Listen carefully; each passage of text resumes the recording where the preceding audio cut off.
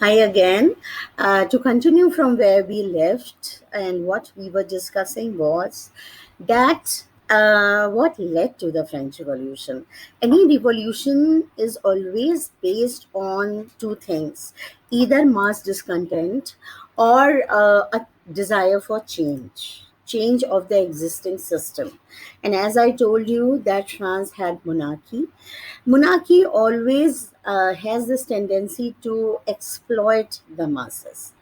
So, definitely, we can safely assume that the masses were discontent, very much disappointed. And in 1774, when Louis XVI and his queen, Mary Antoinette, ascended the throne, the situation was quite bad of the French governance, especially the treasury. The treasury was almost empty. And so, apart from the reasons that I discussed earlier, that's why the treasury was empty, there were several other reasons which led to. Now, you can safely imagine, before we move on to the detailed explanation, that if the treasury is empty, the money has to come from somewhere. And if the money has to come from somewhere, it won't be the royalty or the royals who would be paying the money. So definitely it will be the masses. Now, how the masses paid, that we will discuss later. Firstly, let us understand the French society.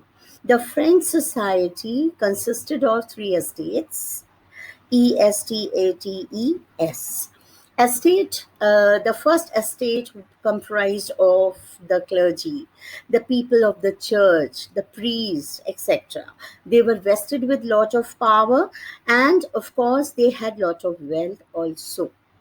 The second estate consisted of the nobility, the royals, and the member of the royal court. Now remains the third estate.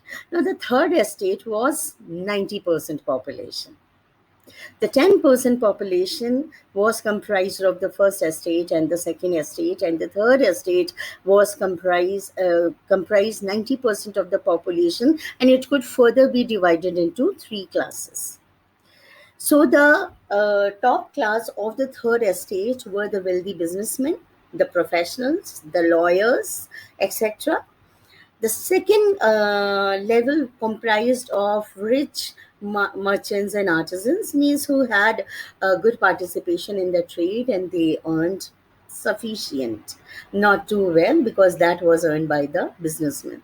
And the last category comprised of the poor artisans, traders, landless laborers, servants, maids, etc.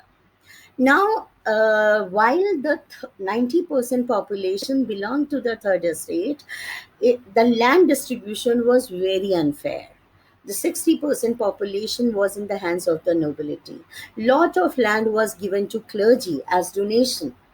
And who really worked on these land was the farmers. The farmers who did not own the land. उनकी अपनी ज़मीन नहीं थी.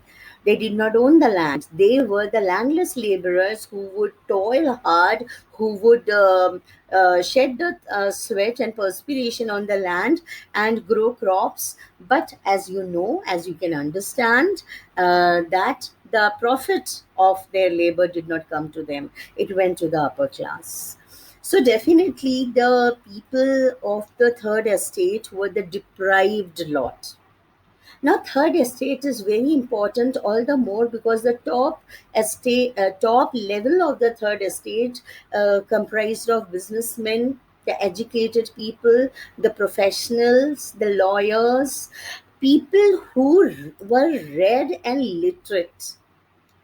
They were literate, so they knew what was happening around the world.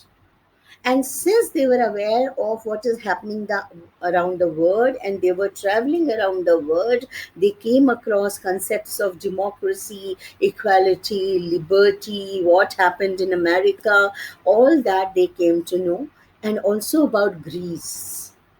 Now, Greece was the actual original democracy.